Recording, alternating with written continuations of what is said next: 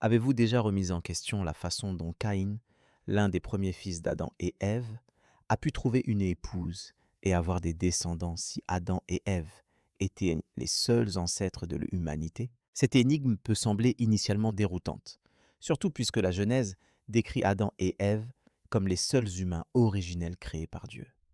S'ils étaient vraiment les seuls ancêtres, alors d'où venait la femme de Caïn? Comment se fait-il qu'il y ait eu d'autres personnes dans le monde? Cette question a fasciné théologiens et personnes curieuses pendant de nombreux siècles. En examinant la Bible et en approfondissant les détails de cette histoire, des explications intrigantes commencent à émerger. Y a-t-il des aspects des Écritures que nous avons négligés ou mal compris? Et qu'en est-il des filles négligées d'Adam et Ève?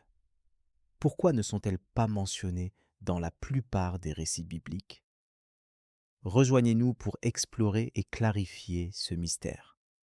Et je dois vous avertir, cela pourrait vous surprendre. Alors, avant d'entrer dans les détails, laissez un 777 dans les commentaires si vous êtes impatient de découvrir la vérité. Et n'oubliez pas d'aimer et de vous abonner. Croyez-moi, cette exploration vous mènera plus profondément que vous ne l'avez jamais imaginé. Découvrons ensemble l'histoire cachée. Qui était la femme de Caïn et qu'en est-il des filles négligées d'Adam et Ève au tout premier temps, avant l'essor des royaumes et la division des langues, avant l'apparition des prophètes et l'établissement des lois? Il y avait un jardin et en son sein, une essence divine qui a déclenché le tout premier battement de cœur de l'humanité. La création d'Adam et Ève reste l'un des événements les plus profonds et énigmatiques de l'histoire biblique, un moment sacré où l'éternité a touché le royaume terrestre et où l'existence humaine a commencé. Selon les textes anciens de la Genèse, Dieu façonna Adam à partir de la poussière du sol, le modelant de ses mains divines. Cependant, l'existence d'Adam ne commença réellement que lorsque le Créateur divin exhala la vie dans ses narines, un souffle qui transmettait plus que de l'air ordinaire. Il a insufflé en lui esprit, but et identité. Peu de temps après, le Créateur observa que la solitude n'était pas adaptée à l'homme. Dans un acte profond de mystère, tandis qu'Adam dormait, Dieu retira une partie de son côté et façonna un compagnon, non plus à partir de la poussière comme auparavant, mais à partir de l'os et de la chair d'Adam lui-même. Cette intervention divine donna naissance à Ève, la première femme, établissant la fondation sacrée de l'unité et de la famille. Leur union n'était pas seulement le mariage initial, mais aussi le premier pacte entre l'humanité et le divin, préparant le terrain pour tout ce qui suivrait dans les écritures sacrées, Séoul. Pouvez-vous imaginer être le tout premier à aimer, à parler, à ressentir la chaleur du soleil et la fraîcheur des ruisseaux d'Éden? Une fois placés dans le jardin d'Éden, leurs vies commencèrent à prendre forme. Bien qu'ils aient été créés en parfaite harmonie, leur histoire allait bientôt faire face au poids des choix et de leurs conséquences. Avec le temps, Adam et Ève eurent des enfants, et leur foyer commença à s'agrandir. Parmi leurs descendants se trouvaient deux fils dont les noms résonnent à travers l'histoire. Caïn et Abel. Ces frères et sœurs sont nés dans un monde dépourvu de nations ou de monarques. Et pourtant, ils étaient destinés à devenir des figures centrales dans un moment crucial de l'évolution de la moralité humaine. Caïn est devenu un homme de la terre, cultivant le sol et tirant sa subsistance de la terre. En revanche, Abel a choisi la vocation de berger, prenant soin de ses troupeaux sous le vaste ciel. Malgré leur enfance commune au sein du même foyer, leurs esprits ont divergé de manière subtile mais significative. L'un s'engageait avec la terre par le travail acharné, tandis que l'autre favorisait la vie par le soin et la nurturing. Lorsqu'ils sont devenus adultes, les deux frères ont décidé de présenter des offrandes à Dieu, symbolisant leur dévotion, leur gratitude et peut-être un désir d'approbation divine. Caïn a offert des fruits de sa récolte, le produit de son travail dans les champs. Abel, quant à lui, a présenté les premiers-nés de son troupeau, y compris ses parts les plus précieuses et les plus estimées. Bien que ces deux actions soient des actes de dévotion, seule une offrande a reçu l'approbation divine. L'Écriture décrit comment le Seigneur a favorisé Abel et son sacrifice, tandis que le don de Caïn n'a pas obtenu la même reconnaissance. Quelle était la raison derrière l'acceptation de Dieu pour l'un et le rejet de l'autre? Était-ce lié à la nature de l'offrande elle-même, ou provenait-il de quelque chose de plus profond dans le cœur de la personne qui faisait le don? Beaucoup interprètent que le facteur crucial n'est pas seulement ce qui a été offert, mais la manière dont il a été présenté. L'offrande d'Abel était la meilleure, soigneusement choisie, présentée avec révérence et motivée par un amour sincère. En revanche, la contribution de Caïn, bien qu'étant toujours un don, manquait de ce même niveau de distinction. Se pourrait-il que, dès le début, Dieu guidait l'humanité à comprendre que le culte ne consiste pas simplement à accomplir des rituels, mais à la sincérité du cœur derrière le sacrifice. Le cœur de Caïn, initialement rempli de fierté, a commencé à se déformer en sentiment de déception. La douleur du rejet s'est transformée en jalousie, et son expression s'est affaissée sous le poids de la honte. Reconnaissant le tumulte qui grondait en Caïn, Dieu, dans un moment de miséricorde divine, a lancé un avertissement. « Pourquoi es-tu en colère? Pourquoi ton visage est-il tourné vers le bas ?» Dieu demanda dans le chapitre 4 de la Genèse, versets 6 et 7. « Si tu fais ce qui est juste, ne seras-tu pas accepté? Mais si tu ne fais pas ce qui est juste, le péché se couche à ta porte. Il désire t'avoir, mais tu dois le maîtriser. » C'était plus qu'une simple mise en garde. C'était une occasion de salut. Mais Caïn choisirait-il d'écouter cet avertissement? Au lieu de chercher la clarté ou la réconciliation, Caïn permit à l'obscurité qui était en lui de s'intensifier. Il demanda à Abel de l'accompagner dans le champ, peut-être sous prétexte de conversation fraternelle ou de travail partagé. Pourtant, dans un endroit où aucun témoin ne pouvait voir, loin des yeux vigilants de leurs parents ou de la voix divine, quelque chose d'irréversible se produisit. Consumé par la jalousie et submergé par la fureur, Caïn frappa son frère et mit fin à sa vie. La terre qui autrefois répondait à sa touche par des récoltes absorbait désormais le sang de son frère. Ce n'était pas simplement une rivalité fraternelle, cela marquait le premier acte de meurtre de l'histoire humaine, la première mort, la première rupture irrévocable de la vie. Une ombre s'est projetée sur le récit de l'humanité. Mais qu'est-il arrivé ensuite? Quelle punition Caïn a-t-il reçue? Quel secret caché cette narration en recèle-t-elle, en particulier concernant la famille d'Adam et Ève? Qu'est-il advenu des filles d'Éden, dont les noms n'ont jamais été enregistrés, mais dont l'existence pourrait détenir la clé de l'une des questions les plus énigmes de la Bible? Poursuivez cette histoire. Les révélations qui suivent pourraient non seulement vous étonner, mais aussi changer votre perspective sur les origines mêmes de l'humanité. Après que le sang d'Abel ait crié depuis la terre, un changement s'est produit au sein même de la structure de la création. La pureté d'Éden avait déjà été brisée. Pourtant, l'humanité faisait un pas de plus dans l'obscurité. Un frère avait assassiné un autre frère. Malgré cet acte grave, Caïn ne cherchait ni le pardon ni le remords. Au contraire, il choisit de rester silencieux. Il opta pour la tromperie. Dieu omniscient, dont le regard perce tout et dont la voix ne peut être réduite au silence, s'approcha de Caïn avec une question qui résonna comme un tonnerre dans le silence de l'âme. « Où est ton frère Abel ?» Ce n'était pas parce que Dieu ignorait, c'était plutôt une invitation divine pour Caïn à admettre, à se manifester, à reconnaître l'horreur de ses actes. Pourtant, au lieu de la vérité, Caïn répondit avec des mots empreints de rébellion. « Je ne sais pas. Suis-je le gardien de mon frère? Peux-tu percevoir le frisson dans ces mots? Peux-tu imaginer les lui adresser au Tout-Puissant lui-même, qui a insufflé la vie en toi comme en ton frère? » Cette réponse révélait quelque chose de plus profond qu'une simple culpabilité.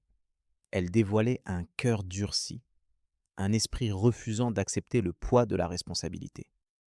Ce n'était pas seulement un déni de faute, c'était un déni de souci. Caïn n'avait pas seulement assassiné son frère, il cherchait aussi à effacer sa mémoire. Cependant, Dieu n'oublie pas les innocents. Tel que raconté dans Genèse, chapitre 4, verset 10, le Seigneur répondit « Qu'as-tu fait? Écoute, le sang de ton frère crie vers moi depuis la terre. » Cette supplication ne serait pas ignorée. La justice était imminente. Dieu déclara alors la punition, une peine qui tourmenterait Caïn tout au long de sa vie. La terre qui autrefois fournissait des récoltes sous la soin de Caïn deviendrait maintenant hostile.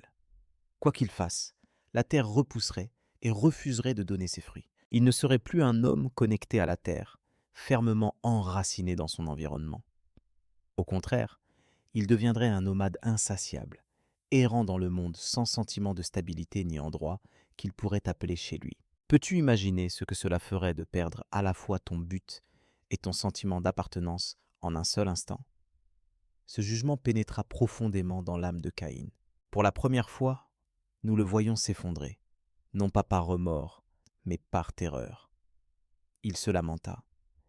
Ma punition est plus que je ne peux supporter. Il craignait qu'en tant qu'individu marqué, d'autres ne se soulèvent et cherchent à se venger en mettant fin à sa vie. Bien qu'il n'ait auparavant montré aucune pitié, il implora maintenant la compassion. Pourtant, dans un acte de patience et de bonté divine, Dieu choisit de ne pas laisser Caïn complètement vulnérable. Il inscrivit un symbole sur Caïn, un signe énigmatique qui n'est jamais entièrement expliqué dans l'Écriture et qui servit de protection divine. Il agissait à la fois comme une marque de conséquence et comme un symbole de préservation. Même s'il avait commis un péché, Dieu refusa de permettre que sa vie soit prise. Ce moment contradictoire, où la punition rencontre la miséricorde, soulève des questions qui résonnent encore aujourd'hui. Pourquoi Dieu protégerait-il un meurtrier? Quelle était la véritable essence de la marque de Caïn? Était-ce un signe de honte ou de grâce, de jugement ou de prudence? Ces mystères nous invitent à explorer les couches plus profondes de l'histoire. Avec la marque sur lui et le fardeau du sang de son frère à jamais sur ses mains, Caïn s'éloigna de la présence du Seigneur. Cette seule phrase, s'éloigna de la présence du Seigneur, transmet un sentiment de finalité. Ce n'était pas simplement un départ physique. Cela représentait aussi une aliénation spirituelle. Il voyagea vers l'est, au-delà d'Éden, dans une région appelée Nod, un lieu dont le nom même signifie errance ou vagabondage sans but. C'est dans cette terre lointaine, loin du jardin et de l'innocence, que la vie de Caïn prit une tournure inattendue. Les Écritures révèlent un détail à la fois déroutant et souvent négligé. Dans Genèse, chapitre 4, verset 17, il est écrit « Caïn connut sa femme, et elle conçut, et elle enfanta Hénoc. » Cette déclaration soulève une question importante et souvent débattue. Si Adam et Ève étaient les premiers ancêtres de l'humanité, et si Caïn a été exilé de leur présence, alors qui était sa femme? D'où venait-elle? Est-il possible que d'autres enfants d'Adam et Ève aient existé, mais ne soient pas mentionnés explicitement dans le texte biblique? Peut-être des filles dont la vie a été oubliée ou dissimulée, éclipsée par l'histoire de leurs frères. Un autre mystère alors apparaît. Caïn, le nomade insatiable, n'était pas seulement un enfant, mais aussi un bâtisseur de villes. Il a nommé cette ville d'après son fils Hénoc. Comment un homme destiné à errer constamment a-t-il pu soudainement devenir un créateur, un architecte d'une communauté? Était-ce sa tentative de défier la malédiction, établir des racines là où elles n'étaient pas destinées à pousser? Ou peut-être sa manière de laisser un héritage, en tentant de surpasser la honte qui le suivait? Cet acte de construire une ville représentait un tournant profond dans l'histoire humaine. Il signifiait l'émergence d'une société organisée. C'était la première fois qu'un être humain établissait une colonie permanente. Ce qui avait commencé initialement comme un jardin s'était maintenant transformé en une ville. D'un seul acte de méfait naquit un destin collectif. Mais quel mystère se cache dans cette ville ancienne? Qui y habitait dans ces rues? Et quelle vérité cachée renferme-t-elle sur les origines de l'humanité? Restez engagés dans le récit. À mesure que nous approfondissons, le silence au sein des textes sacrés commence à se révéler. Les révélations que nous découvrons pourraient me remettre en question tout ce que nous avons cru à propos de Caïn, de son épouse et des filles, et d'Éden souvent négligées. C'est là que les questions commencent. Initialement subtiles, comme des murmures en arrière-plan d'une histoire vénérée, mais qui s'intensifient progressivement dans l'esprit des lecteurs à travers les âges. Au fur et à mesure que l'histoire de Caïn se déroule, nous sommes soudain confrontés à une énigme qui reste sans explication directe. Dans la Genèse, chapitre 4, verset 17, il est simplement dit « Caïn connut sa femme, et elle conçut et donna naissance à Enoch. » Mais qui était exactement cette femme? D'où venait-elle? Le texte ne donne ni nom, ni contexte, ni lignée. Il semble qu'elle soit sortie de nulle part. Pourtant, il est évident qu'elle doit venir d'un endroit quelconque. Ce détail apparemment mineur ouvre la porte à l'un des énigmes les plus débattues de l'histoire biblique. Y avait-il d'autres êtres humains vivants à l'époque de Caïn, en dehors d'Adam, Ève et leurs descendants directs? Ou y avait-il des filles anonymes d'Adam et Ève, oubliées par l'histoire, mais essentielles pour la continuation de l'humanité? Même avant cela, un indice avait déjà été suggéré dans l'échange entre Dieu et Caïn. Dans la Genèse, chapitre 4, verset 14, Caïn, submergé par les répercussions de ses actes, se lamente. « Voici, tu m'as expulsé aujourd'hui de la face de la terre, et je serai caché devant ta face. Je serai fugitif et vagabond sur la terre, et il arrivera que celui qui me trouvera me tuera. » Sa supplication n'était pas seulement motivée par la peur. Elle reposait sur l'hypothèse qu'il existait d'autres individus qui pourraient chercher à se venger de lui. Cependant, si Adam et Ève étaient les seuls humains en vie, qui étaient ces autres personnes dont Caïn craignait? Cette question suscite la curiosité. Comment Caïn pourrait-il craindre d'être découvert et tué par d'autres si personne d'autre n'existait? Une telle peur suggère fortement que le monde au-delà d'Éden était déjà habité par d'autres personnes. Ou du moins, Caïn le croyait. Et si Caïn tenait cette croyance, qu'est-ce qui aurait pu la provoquer? La réponse de Dieu à Caïn ne fait qu'ajouter à l'énigme. Au lieu de rejeter la préoccupation de Caïn comme étant déraisonnable, Dieu la prend au sérieux. Dans Genèse, chapitre 14, il est dit « Et l'Éternel lui dit, si quelqu'un tue Caïn, il sera vengé 7 fois. » Par la suite, Dieu plaça une marque sur Caïn, une protection divine destinée à servir d'avertissement à quiconque le rencontrerait de ne pas lui faire de mal. Encore une fois, cela suggère que des individus existaient au-delà des descendants immédiats d'Adam et Ève. Pourquoi Dieu aurait-il assigné une telle marque s'il n'y avait pas de véritable danger pour la vie de Caïn? Ces passages ont historiquement suscité de nombreuses discussions. Certains proposent qu'Adam et Ève, ayant engendré de nombreux enfants, tant mâles que femelles, dont les noms n'en ont pas été documentés. La femme de Caïn aurait-elle pu être l'une de ses sœurs? Bien que cette idée puisse sembler dérangeante selon les standards modernes, dans les premières générations de l'humanité, de telles relations auraient été essentielles à la survie de la race humaine. En fait, Genèse chapitre 5, verset 4 indique « Et les jours d'Adam après qu'il eut engendré Seth furent de 800 ans, et il engendra des fils et des filles. » Bien que leur nom spécifique ait été perdu avec le temps, leur existence est confirmée dans l'Écriture. Néanmoins, certains sont regardés encore plus loin. Certains érudits et théologiens suggèrent que d'autres humains, créés par Dieu en dehors des descendants d'Adam et Ève, auraient pu exister. Cette interprétation, bien que débattue, cherche à concilier les récits bibliques avec des découvertes archéologiques indiquant une habitation humaine répandue et des sociétés complexes dans l'Antiquité. Est-il possible que le divin ait créé plusieurs lignées d'humanité? La famille d'Adam est-elle simplement la lignée de l'Alliance, la lignée choisie destinée à porter l'histoire spirituelle de la rédemption, tandis que d'autres groupes vivaient et se multipliaient à travers le monde? Ces questions deviennent plus complexes lorsque nous examinons des découvertes archéologiques anciennes, telles que des sites funéraires, des peintures rupestres et des outils primitifs. Des preuves d'activité humaine antérieure à l'histoire enregistrée suggèrent une population plus large que ce qui est documenté. Ces premiers humains auraient-ils fait partie des branches méconnues de l'humanité ignorées par le récit de la Genèse, mais néanmoins authentiques? Néanmoins, nous devons avancer avec prudence. Les Écritures, telles qu'elles se présentent actuellement, n'affirment pas l'existence d'humains en dehors des descendants d'Adam et Ève. Elles ne mentionnent pas un acte de création séparé pour d'autres groupes. Au contraire, l'accent est principalement mis sur la lignée spirituelle qui mène finalement à Noé, Abraham et le Messie. Par conséquent, bien que le raisonnement moderne et les découvertes scientifiques puissent soutenir l'idée d'une origine humaine plus large, de telles théories restent spéculatives et ne sont pas explicitement appuyées par le texte sacré. Pourtant, le silence dans les Écritures peut-il être aussi révélateur que ces mots explicites?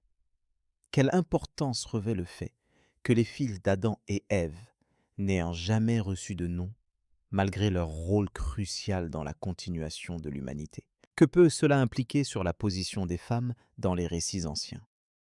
Que ce soit même celles qui étaient responsables de porter les générations futures soient laissées sans voix ni trace? Se pourrait-il que les filles négligées détiennent la clé essentielle pour comprendre l'identité de la femme de Caïn?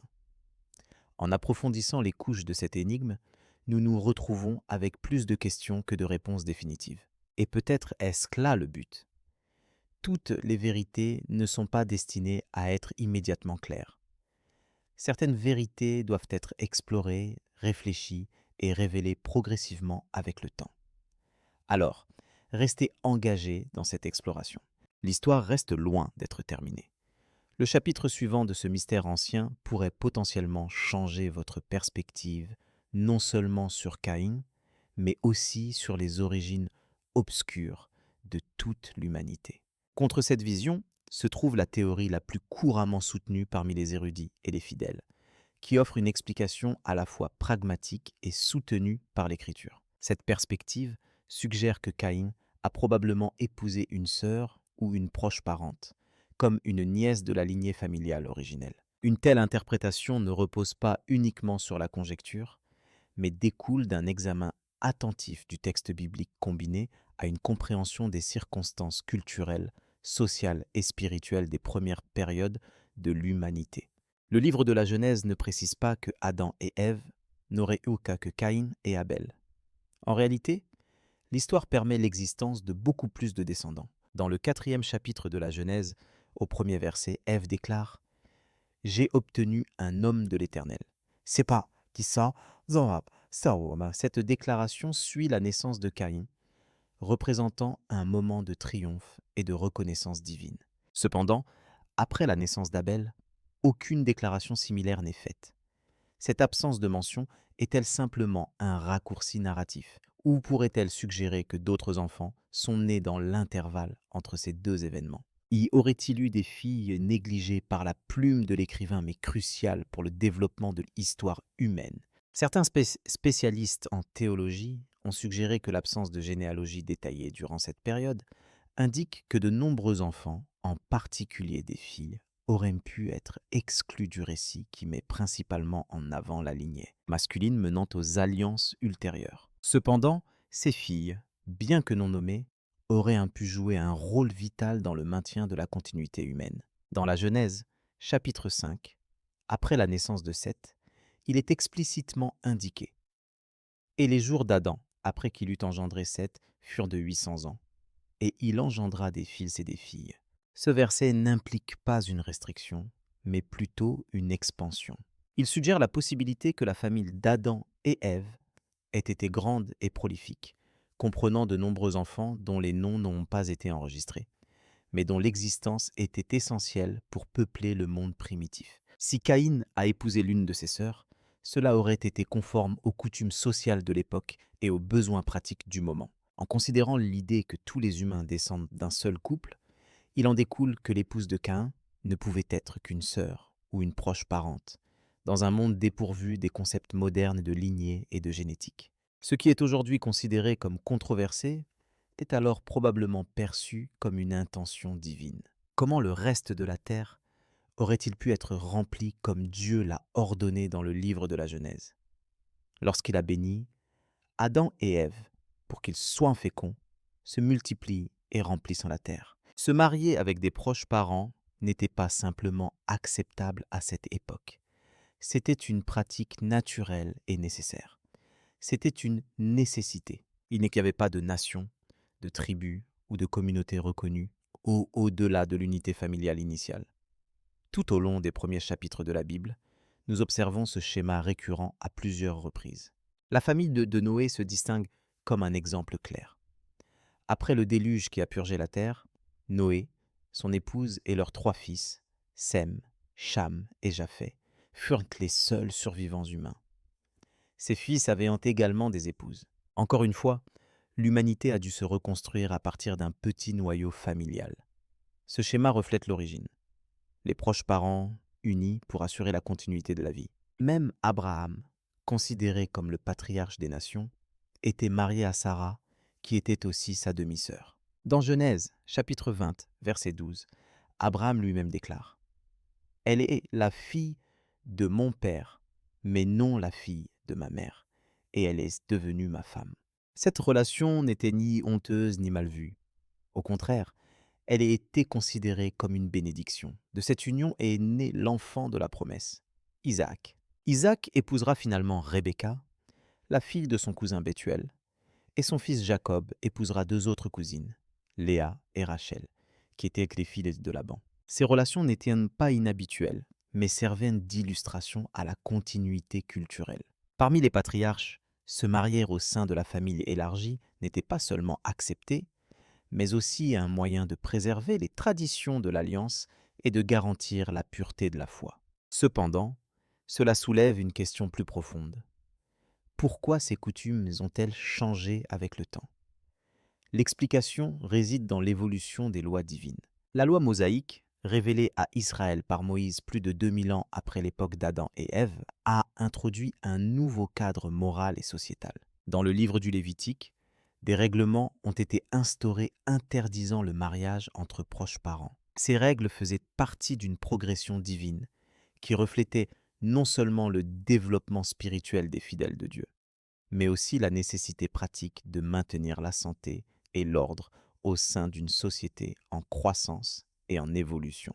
Se pourrait-il que Dieu ait permis certaines actions initialement par nécessité, pour ensuite imposer des restrictions lorsque l'humanité est devenue plus forte, plus nombreuse et plus complexe?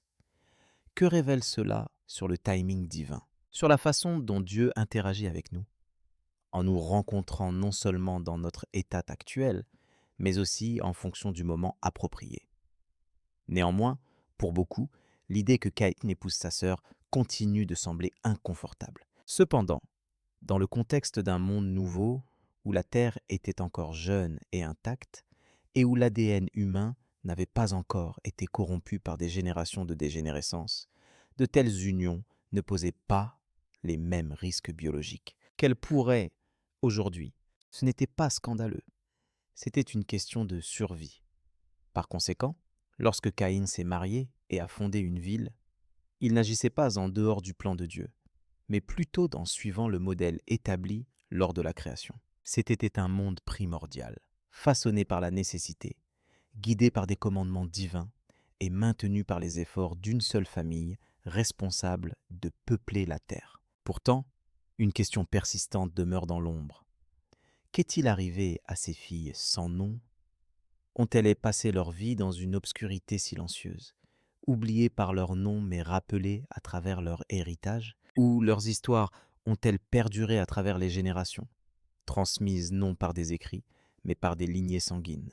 Peut-être que ces femmes invisibles, ces fils silencieux tissés dans le tissu humain, possèdent plus d'influence et de mystère que nous ne l'avons jamais réalisé. Le récit biblique projette souvent une longue ombre sur les figures moins connues qui ont autrefois habité les premiers jours du monde. De manière notable, nous rencontrons l'histoire de Caïn et Abel, 2 fils d'Adam et Ève, dont le récit est à la fois intense et tragique. Leur histoire est marquée par la dévotion, le rejet, la jalousie et finalement le premier acte de meurtre de l'histoire humaine.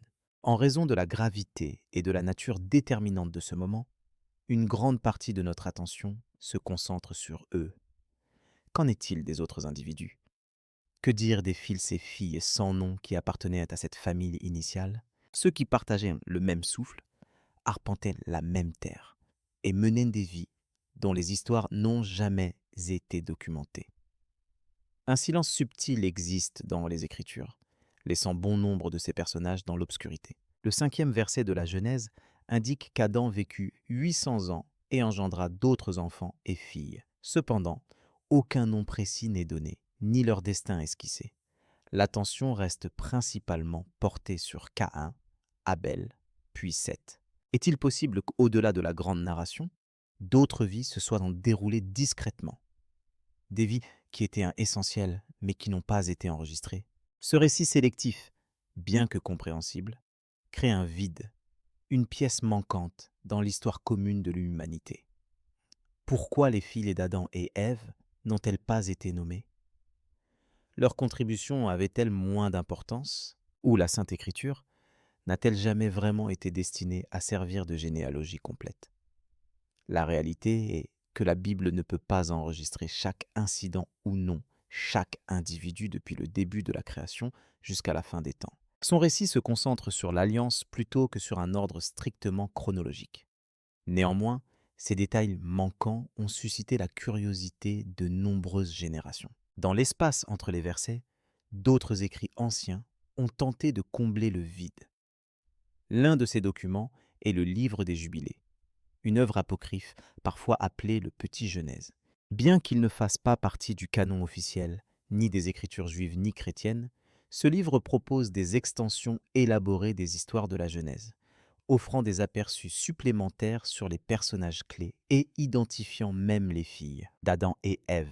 Alors que son authenticité continue d'être débattue parmi les érudits en raison d'incertitudes sur son origine et sa paternité, le livre des Jubilés revêt une importance historique et reste respecté dans certains cercles juifs et chrétiens. Il cherche à explorer ce que le texte canonique laisse sous-entendre, construisant ainsi une vision plus large, quoique spéculative, des premières générations de l'humanité.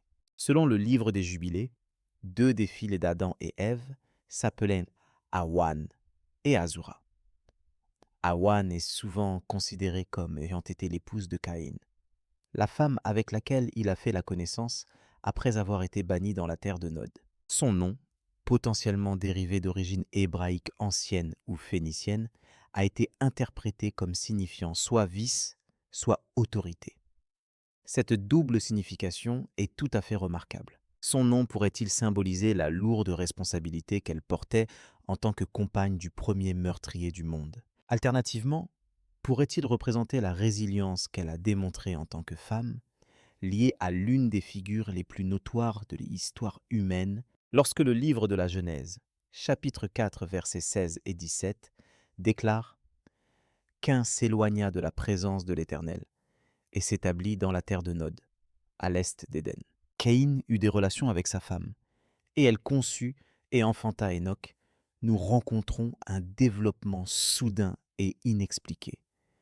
Qui était cette femme et d'où venait-elle? La Bible originale la laisse sans nom, mais le livre des Jubilés lui donne un nom, un rôle précis et un lien plus profond avec les premiers ancêtres humains. Pourrait-elle avoir été la sœur de Caïn, née dans les années qui ont suivi son exil du paradis? Alternativement, aurait-elle pu être une nièce, peut-être une fille de Seth, née bien plus tard à mesure que les générations successives grandissaient? Certaines traditions suggèrent que Caïn n'a pas rencontré sa femme immédiatement après son exil, mais seulement après plusieurs décennies.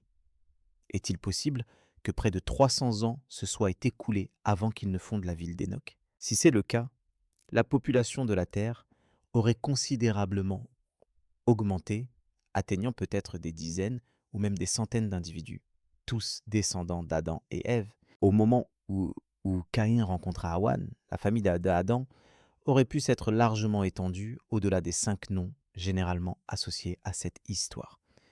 On pense que Seth a eu de nombreux fils. Et en considérant qu'Adam aurait vécu plus de 900 ans, combien de filles aurait-il pu avoir?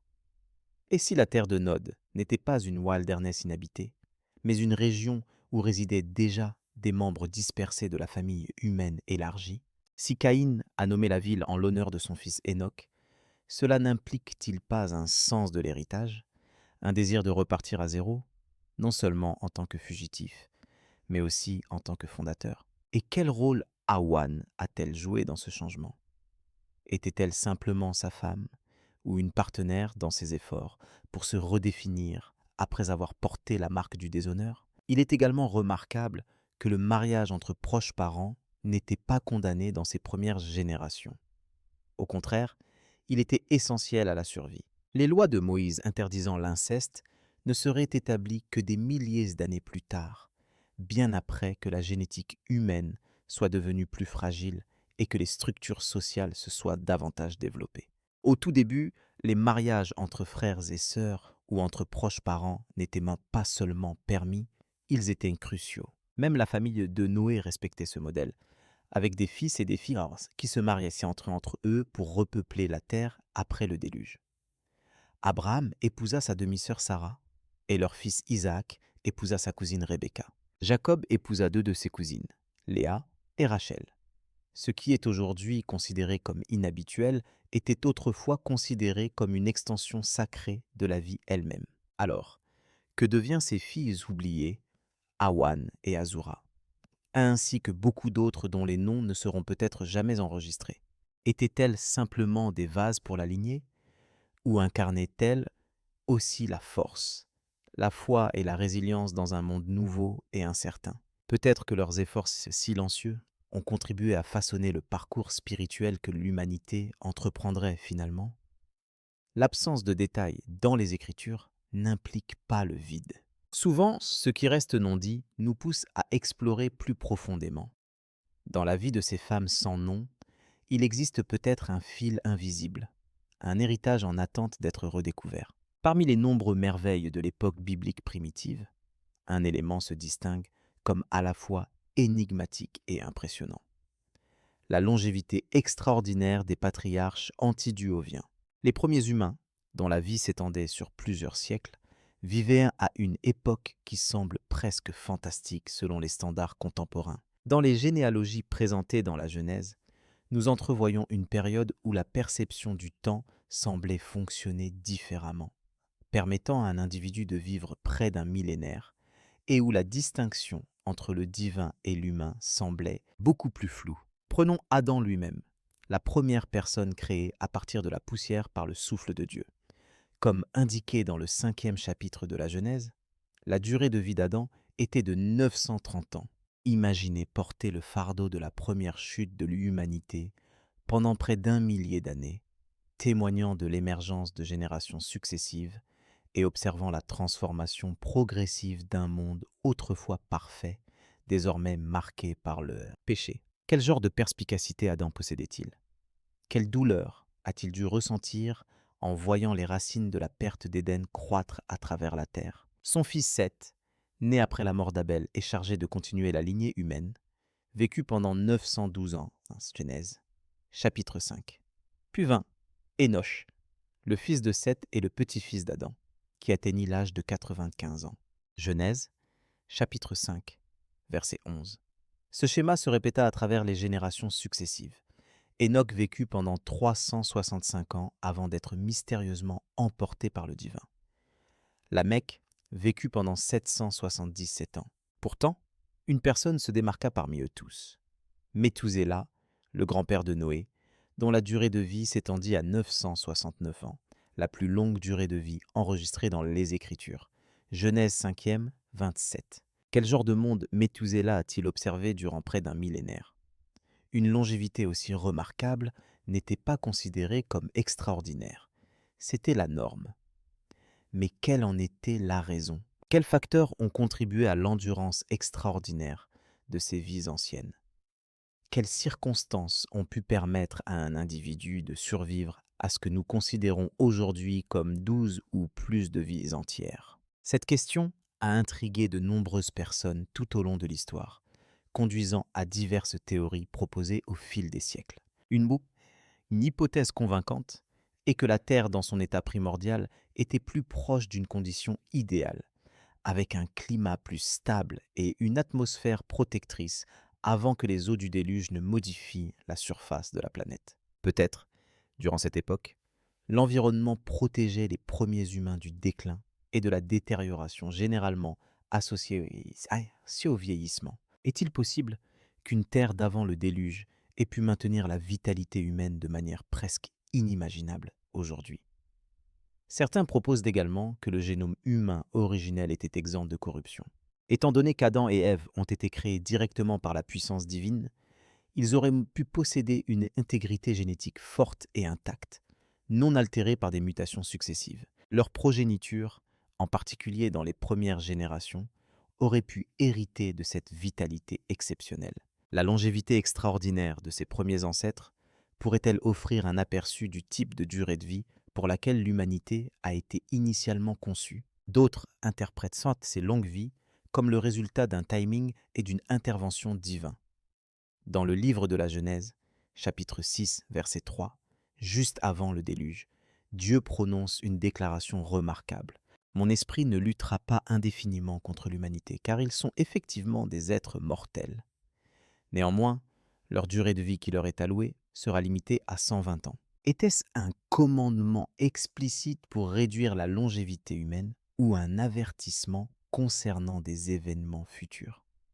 Un changement dans la relation divine avec l'humanité. Quelle que soit la raison, une tendance distincte apparaît. Après le déluge, la durée de vie commence à diminuer. Noé, qui est né avant le déluge, a vécu pendant 950 ans, comme l'indique la Genèse chapitre 9. Cependant, ses descendants ont rapidement vu leur espérance de vie diminuer de manière marquée. Abraham, considéré comme le patriarche des nations, a vécu 175 ans, selon la Genèse chapitre 25. Isaac a vécu 180 ans. Jacob a atteint 147 ans. Et Moïse, le leader qui a libéré Israël, a vécu jusqu'à l'âge de 120 ans.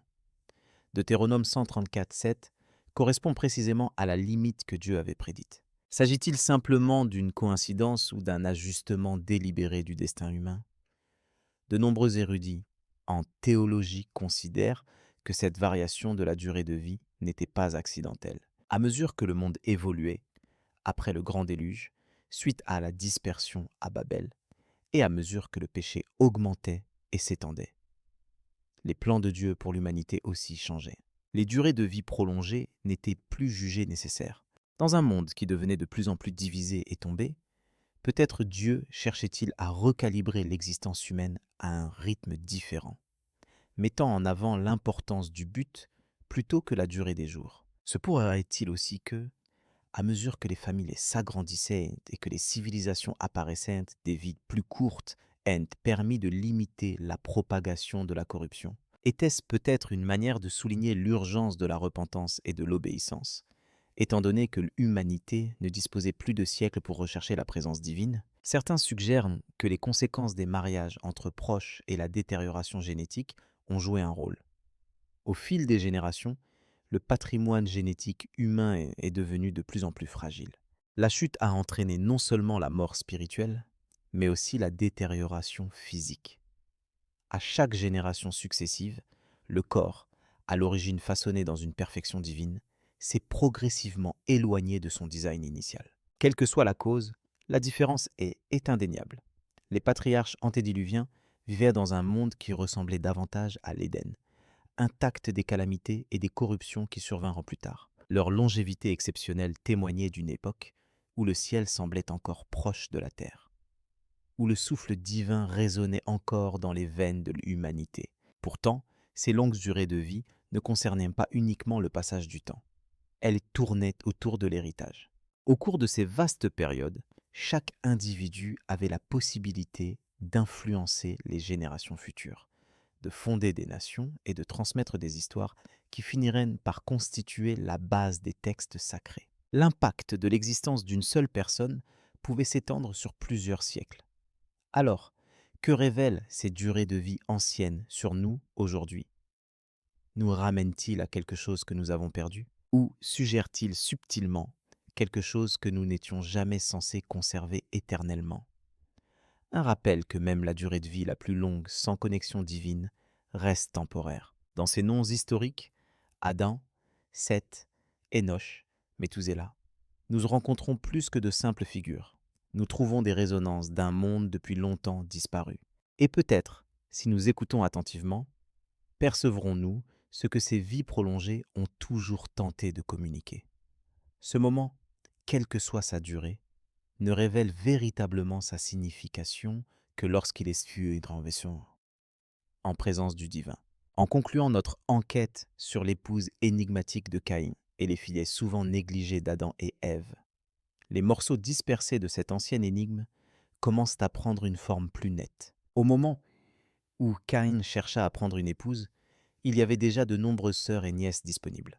Des femmes nées des nombreux fils et filles sans nom d'Adam et Ève. Considérant la longévité prolongée et la fertilité prolifique des premières générations de l'humanité, la planète n'était pas aussi peu peuplée qu'on pourrait le croire au premier abord. Au fil des siècles, les familles ont grandi et se sont multipliées, rendant les mariages entre proches, tels que frères et sœurs, cousins et nièces, à la fois courants et essentiels. Pendant cette période primitive, les unions entre proches parents n'étaient ni considérées comme pécheresses, ni comme ou naturelles. Au contraire, elles constituaient une nécessité pratique de l'époque. Ce n'est qu'après plusieurs siècles, lorsque la population humaine augmenta et devint plus diverse, que des lois divines furent introduites par Moïse pour restreindre de telles relations. Ces règlements visaient à prévenir les problèmes génétiques et à établir de nouvelles normes morales pour une société en développement. Jusqu'à cette époque, la survie et la croissance de l'humanité dépendaient fortement des liens familiaux fondés sur l'alliance plutôt que sur des tabous sociaux. Les Écritures soulignent clairement un point fondamental. Toute l'humanité provient d'un seul couple initial, Adam et Ève. Cette vérité essentielle est confirmée dans Actes 17, 26, qui déclare que d'un seul homme, Dieu a créé toutes les nations, afin qu'elles habitent toute la terre, et qu'il a déterminé leur temps fixé dans les histoires ainsi que les limites de leur terrestre. Ce verset ne se veut pas seulement une affirmation théologique, mais aussi une déclaration d'unité, nous rappelant que chaque nation, chaque ethnie et chaque individu partagent un début commun. Toute interprétation qui s'oppose à cette vérité manque de fondement biblique et s'éloigne du récit divin. En se tournant vers le livre des Jubilés, nous trouvons une autre figure importante dans ce récit. Azora, l'autre fille d'Adam et Ève, est mentionnée dans ce texte non canonique comme l'épouse de Seth. Bien que n'étant pas reconnue comme écriture dans la plupart des traditions chrétiennes ou juives, le livre des Jubilés apporte une richesse poétique et théologique au récit qui reste inachevé dans la Genèse. Le nom Azora est lié au ciel d'un bleu clair ou à la lazurite, la pierre précieuse d'un bleu profond, souvent représentant la sainteté et la pureté divine. Son rôle dans l'histoire introduit une figure féminine redoutable, dont le nom est associé au concept même du paradis. L'union d'Azora avec Seth signifie plus qu'un simple mariage. Elle représente un moment crucial. Après la mort d'Abel et l'exil de Caïn, la lignée de la justice fut interrompue. Cependant, la miséricorde divine conduisit Dieu à désigner Seth pour rétablir le chemin de la droiture. Ève elle-même exprima cet espoir dans la Genèse, chapitre 4, verset 25, lorsqu'elle déclara « Dieu m'a donné un autre enfant à la place d'Abel, car Caïn l'a tué. » Dans certaines traditions, Azora était initialement mariée à Abel, ce qui ajoute une couche plus profonde à son histoire. Après le meurtre tragique d'Abel, elle devint veuve et finit par épouser Seth. Sa vie, marquée par le chagrin et le renouveau, reflète le récit rédempteur que l'on trouve tout au long de l'Écriture. De leur union est née une lignée qui continuerait l'héritage spirituel de l'humanité. Parmi leurs enfants se trouvait Énoch, dont le nom se traduit par « homme fragile », rappelant la fragilité humaine et la dépendance à la force divine.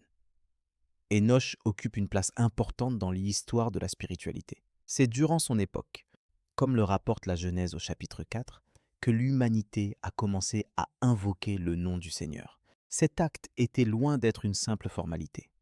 Il signifiait l'aube du culte organisé, le début de la prière, et la reconnaissance par l'humanité de l'autorité suprême de Dieu dans son état brisé. Un autre descendant de la lignée de Seth, souvent à tort considéré comme le fils d'Énoch, est Enoch, une personne dont la connexion avec le divin était si profonde et sacrée qu'il fut emporté sans connaître la mort. La Genèse, au chapitre 5, note « Enoch marcha avec Dieu, puis il ne fut plus là, car Dieu le prit. » L'existence d'Enoch, semblable à une flamme éternelle, symbolise une dévotion personnelle profonde et une mission divine qui dépasse l'expérience humaine ordinaire. À quoi cela devait-il ressembler de marcher dans une telle communion intime avec Dieu que la frontière entre le ciel et la terre disparaissait simplement? Cependant, l'individu le plus remarquable de la lignée de Seth pourrait être la personne chargée de construire une arche dans un monde au bord de la destruction. Noé, le petit-fils de Méthusélah et l'arrière-petit-fils d'Enoch, émergea de générations façonnées par la dévotion, la révérence et l'obéissance. Son nom deviendrait un symbole de foi inébranlable au milieu du chaos. Choisi par Dieu pour préserver non seulement l'humanité, mais aussi toutes les créatures vivantes, l'histoire de Noé rappelle que la rédemption reste possible, même lorsque le monde semble sombrer. Par conséquent, l'héritage de Seth et d'Azura est loin d'être une simple obscurité silencieuse. Il revêt une signification profonde. Leurs descendants n'étaient pas seulement des gardiens de la justice, mais aussi des porteurs de prophéties divines et de protection. De leur lignée surgirent donc le culte, la communion, la persévérance et le salut. Les filles d'Adam et Ève, souvent négligées, jouèrent des rôles d'une importance immense. Hawan, qui était associé à Caïn, servit de lien entre l'exil et l'existence continue. Azora, relié à Seth, se tenait, et en tant que matriarche de la lignée vertueuse qui finirait par produire Noé et, en fin de compte, le Christ lui-même. Bien que les Écritures ne mettent peut-être pas en lumière directement leurs histoires, leur présence est tissée dans le cœur même de l'histoire sacrée. Par conséquent, lorsque nous revisitons la question initiale de savoir qui était la femme de Caïn, nous découvrons que la réponse offre bien plus qu'un simple nom. Elle donne un aperçu d'une époque révolue, une époque où chaque âme portait le fardeau de la nouveauté, du but et de l'appel divin. Une ère où même ceux sans nom jouaient des rôles sacrés essentiels. Peut-être cela nous encourage-t-il aussi à réexaminer les parties négligées de l'histoire afin de trouver une signification dans ce qui a presque sombré dans l'oubli. Chaque personne au sein de cette ancienne lignée portait une tâche distinctive qui influençait non seulement le développement de la civilisation humaine, mais aussi la préservation de la foi, de la justice et de l'héritage divin. En analysant les descendants de Caïn et Owen aux côtés de ceux de Seth et d'Azora, une dualité significative commence à devenir évidente. Une dualité qui reflète le conflit intérieur de l'âme humaine. Ces premiers ancêtres n'étaient pas simplement des figures historiques. Ils servaient de reflets de la nature humaine, incarnant les décisions spirituelles qui influencent notre avenir. Caïn, le premier-né d'Adam et Ève, a tracé un chemin marqué par la défiance, la jalousie et, en fin de compte, la violence.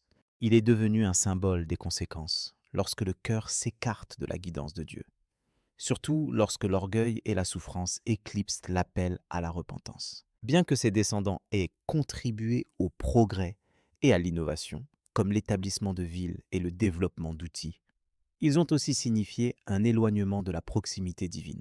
À l'inverse, Seth et Azura symbolisent une lignée différente, enracinée dans le respect et un renouveau de l'engagement envers la volonté de Dieu et la communion spirituelle.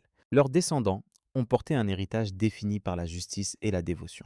Une communauté qui invoquait régulièrement le nom du Seigneur verrait ses descendants perpétuer une lignée spirituelle qui relie directement Noé, puis Abraham et enfin le Christ. Ces deux lignées généalogiques, celles de Caïn et de Seth, sont plus que de simples héritages biologiques. Elles symbolisent deux chemins spirituels distincts. L'un mène vers l'extérieur, favorisant l'indépendance et une séparation de la connexion divine. L'autre guide vers l'intérieur, mettant l'accent sur la reddition, le respect et le salut. Il est également essentiel de reconnaître que le livre des Jubilés, qui offre de nombreux détails sur les filles telles qu'Awan et Azora, était considéré comme apocryphe. Cette désignation indique qu'il n'est pas inclus dans le canon sacré officiellement reconnu, ni par les traditions juives, ni par les principales traditions chrétiennes. Bien que les perspectives qu'il offre soient captivantes et historiquement précieuses, elles doivent être abordées avec un jugement prudent. Différentes dénominations et points de vue théologiques peuvent interpréter son contenu de diverses manières. Les Saintes Écritures, en revanche, n'ont jamais eu pour but d'enregistrer chaque individu ayant jamais existé. Chaque mariage célébré ou chaque événement survenu. Au contraire, elle présente ce qui est essentiel, le message divin d'espoir, de salut, d'amour, de justice et la manière dont nous sommes appelés à vivre. Leurs pages ne constituent pas des histoires complètes. Elles, elles servent de révélations sacrées qui nous guident vers ce qui compte vraiment aux yeux de Dieu. Cela explique pourquoi les Écritures omettent souvent de mentionner des personnages mineurs ou laissent certains incidents dans le mystère. Leur but n'est pas de satisfaire toutes les questions, mais d'éveiller l'esprit. Les histoires qu'elles contiennent, qu'elles soient longues ou courtes, détaillées ou simples, sont choisies pour transmettre la vérité et non des trivialités. Dans la sagesse divine, Dieu a révélé ce que nous devons comprendre pour vivre de manière juste, croire profondément et marcher humblement avec lui, comme il est écrit dans le chapitre 55 d'Ésaïe, versets 8 et 9. Ah, car mes pensées ne sont pas vos pensées, et vos voix ne sont pas mes voix, dit le Seigneur. Comme le ciel est plus haut que la terre, ainsi mes voix sont plus élevées que vos voix, et mes pensées plus profondes que vos pensées. Ces mots rappellent que, même si nous désirons plus de détails, Dieu perçoit une image bien plus grande que ce que nous pouvons comprendre. Il y a une intention divine même dans les moments de silence. Par conséquent, même si nous ne trouvons peut-être jamais de réponse claire concernant la femme de Caïn, ou si nous comprenons pleinement tout ce qui concerne les filles d'Adam et Saïavni, nous disposons néanmoins de suffisamment pour chercher une relation avec Dieu. Et cela reste le cœur de tout. La foi ne repose pas sur la connaissance de tous les noms ou sur la résolution de chaque mystère. Au contraire, la foi est ancrée dans la confiance, dans le fait de marcher aux côtés de Dieu même lorsque le chemin à venir n'est pas entièrement clair. La Bible est un don précieux, une invitation sacrée à se rapprocher du Créateur. Il ne s'agit pas de posséder toute la connaissance, il s'agit de le connaître lui. Maintenant, c'est à votre tour de réfléchir. Acceptez-vous les informations trouvées dans le livre des Jubilés, malgré le fait qu'il s'agisse d'un texte apocryphe? Qui croyez-vous que fut réellement la femme de Caïn? Était-elle une sœur, une nièce ou quelqu'un dont l'histoire complète reste à découvrir? Partagez vos pensées dans la section des commentaires. Nous sommes impatients d'entendre votre point de vue. Votre opinion est vraiment précieuse et contribue à maintenir ces discussions significatives vivantes. Merci beaucoup de nous accompagner dans cette exploration. Si cette histoire vous a inspiré ou vous a donné matière à réflexion, n'oubliez pas d'aimer la vidéo, de la partager avec quelqu'un intéressé par l'histoire biblique et de vous abonner pour plus de contenu stimulant. Prenez soin de vous et que la sagesse divine, la paix de son esprit et l'amour de sa parole soient toujours avec vous. Que vous soyez bénis